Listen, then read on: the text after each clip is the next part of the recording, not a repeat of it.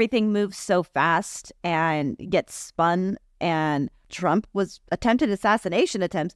We've moved so far past that in such a short period of time. You gotta backload your surprises.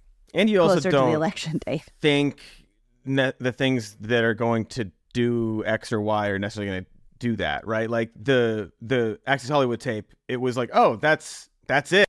The Comey letter, I don't think, even though it was like, that's not good, I don't think it was seen at the time as being like, oh, this is it for her. This is like, she's like, it was still pretty confidently she was going to win even after that. Yeah. I guess the point I'm making is that when that Access Hollywood tape dropped, we all thought we were still living in a world where a scandal could sink Trump. You're right. Like that world where we all know now, like nothing, he has this solid level of support that nothing moves it. Like nothing moves it.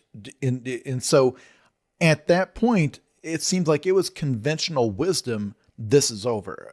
Like these are the things he's saying. No woman is going to vote for him. The polls already don't look great for him. And there was jokes, there was memes about how, well, there goes that. That's over. Thank God. Yeah. And then where from there to here feels like 100 years. I know. Can you believe that he's been a politician for 10 years? Like, what? And just the stark, like the difference from that and the things he was saying in 2016 to now, it's, if you weren't there, it's like, how did you even get to this point where you can say, well, we'll talk about some of it, maybe, I don't know. It's so ratcheted up that he could say something 20 times worse than what was on that tape, and it would be nothing. Absolutely. The next, we might not even be reported on. Sometimes he'll say something in a rally, and 2 weeks later, I'll be like, wait, he said what? It just slips through so easily. Jason, we've already established that you're on quite a schedule with releasing like a book a year. What is that like? Do you just write every day? I mean, what? How do you keep focused? How do you get the words out? How does your brain come up with new ideas? Like straight up, that's 9 questions, but it's good. Like, how do you do it? What's going on? Let's put it this way. I don't have a book coming out next year. I'm taking a year off. I'm giving myself 2 years to write the next book I'm under contract for by necessity, because now like TikTok is, I guess, my day job.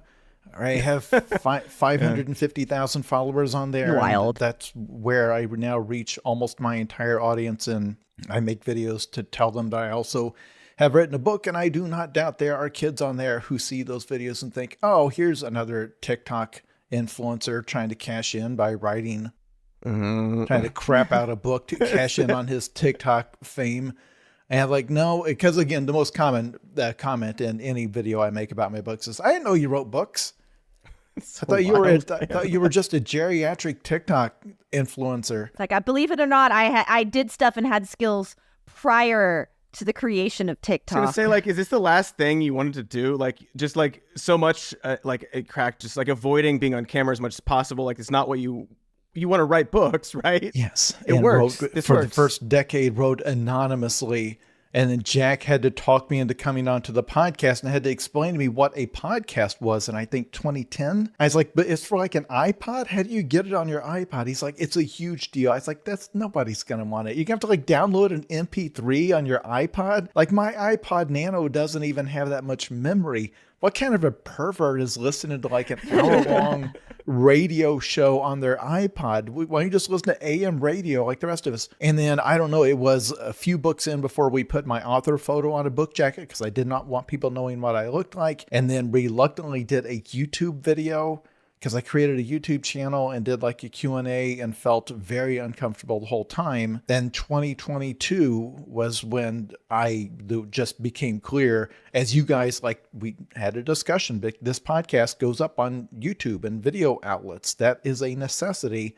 And same thing. It's like Book Talk. You can go to a bookstore and you see the big shelf of Book Talk books. This is where the people are talking about books, is on TikTok. So started an account that have now made, Jesus Christ, I don't know, over 1,000 videos on there. They've been viewed more than 500 million times with a B. And now you're rich in views. That's like half my income because I monetize that channel now. So now it's a job. Like I got to wake up and and comb my hair and figure out a video to do.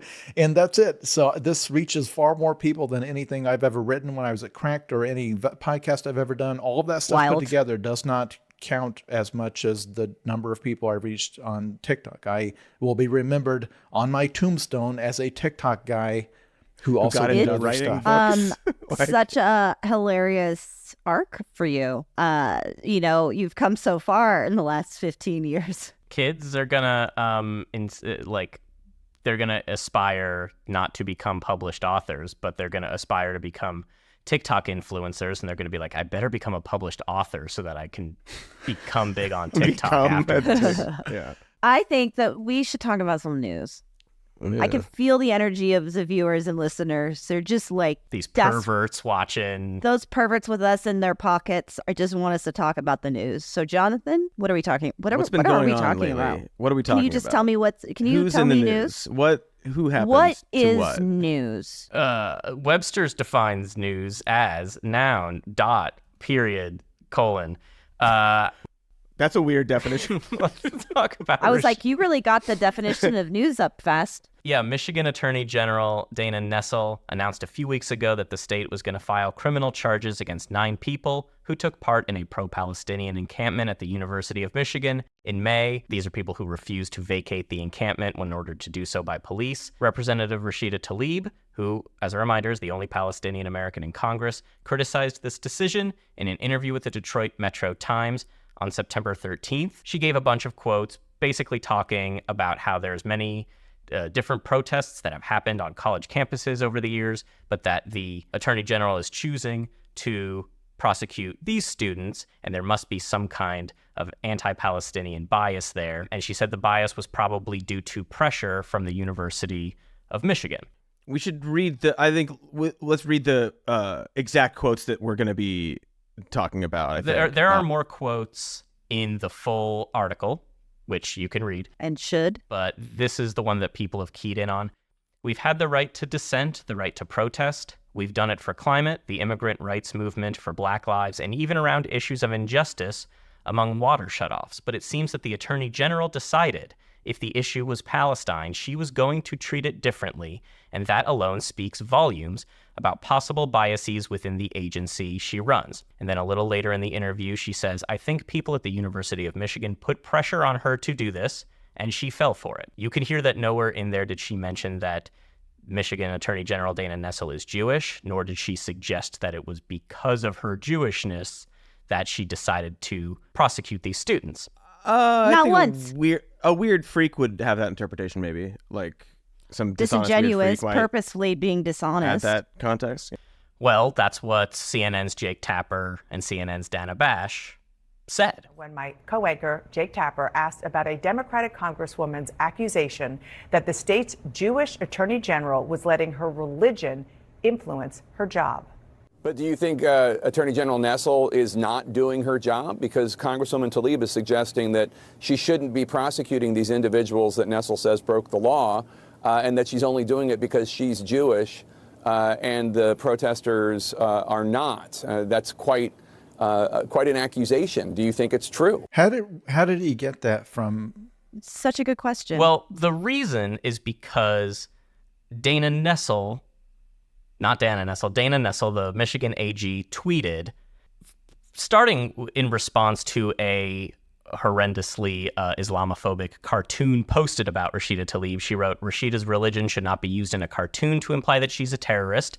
It's Islamophobic and wrong, just as Rashida should not use my religion to imply I cannot perform my job fairly as Attorney General. It's anti-Semitic and wrong. So Jake Tapper and Dana Bash reported on this as if Dana Nessel's accusation was completely accurate. Yeah, it's incorrect on its face. I don't know how this continues. Right. It's been a days-long scandal for Rashida Tlaib, and it's just perfectly simple. She didn't say what they're saying she didn't say it. And I've seen so many, it's very frustrating because I've seen so many people respond to Jake Tapper specifically on x.com. Don't call it that. And I'm sorry. There's no on need. The website that the people are on. And I've seen so many people just point out, like, she didn't say that. Here's the quote. She didn't say that. Some are meaner than others, whatever. But there's just radio silence in response to